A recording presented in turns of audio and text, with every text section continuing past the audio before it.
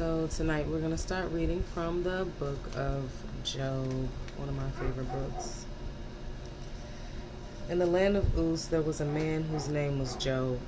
This man was blameless and upright. He feared God and shunned evil.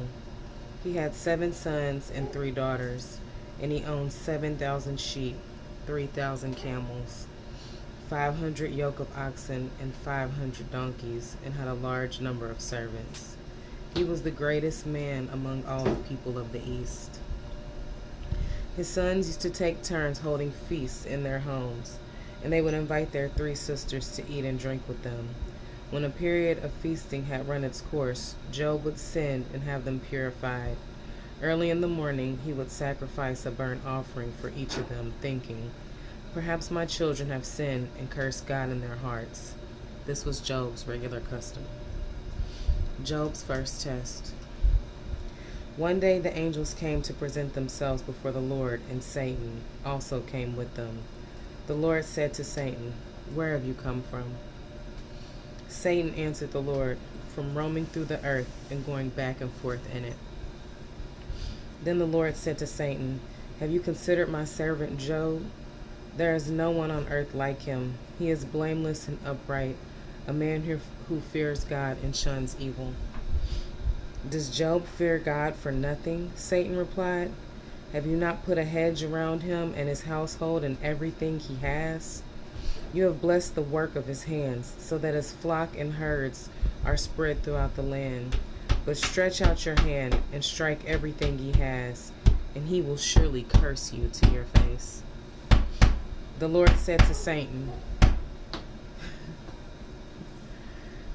"Very well then, everything he has is in your hands, but on the man himself do not lay a finger."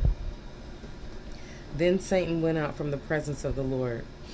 One day when Job's sons and daughters were feasting and drinking wine at the oldest brother's house, a messenger came to Job and said, "The oxen were plowing and the donkeys were grazing nearby, and the Sabines attacked and carried them off. They put the servants to the sword, and I am the only one who has escaped to tell you." While he was still speaking, another messenger came and said, "The fire of God fell from the sky and burned up the sheep and the servants, and I am the only one who escaped to tell you." While he was still speaking, another messenger came and said, "The Chaldeans formed 3 raiding parties and swept down on your camels and carried them off. They put the servant to the sword, and I am the only one to escape to tell you."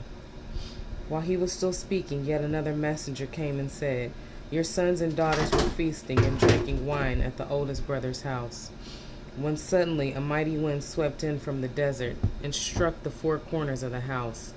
It collapsed on them, and they are dead, and I am the only one who escaped to tell you." At this time Job got up and tore his robe and shaved his head. Then he fell to the ground and worshipped and said, "Naked I came from my mother's womb, and naked I will depart. The Lord gave, and the Lord has taken away. May the name of the Lord be praised." In all this doing, Job did not sin by charging God with wrongdoing. Job's second test.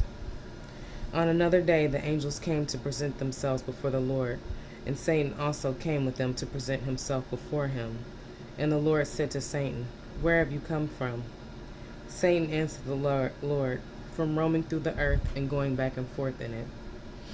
Then the Lord said to Satan, "Have you considered my servant Job? There is no one on earth like him. He is blameless and upright, a man who fears God and shuns evil, and he still maintains his integrity. Though you incited me against him to ruin him without any reason." "Skin for skin," Satan replied. "A man will give you all he has for his own life. But stretch out your hand and strike his flesh and bones, and he will surely curse you to your face." The Lord said to Satan, "Very well then, he is in your hands, but you must spare his life." So Satan went out from the presence of the Lord and afflicted Job with painful sores, from the soles of his feet to the top of his head. Then Job took a piece of broken pottery and scraped himself with it as he sat among the ashes. His wife said to him, "Are you still holding on to your integrity? Curse God and die." He replied, You are talking like a foolish woman. Shall we accept good from God and not trouble? In all this, Job did not sin in what he said.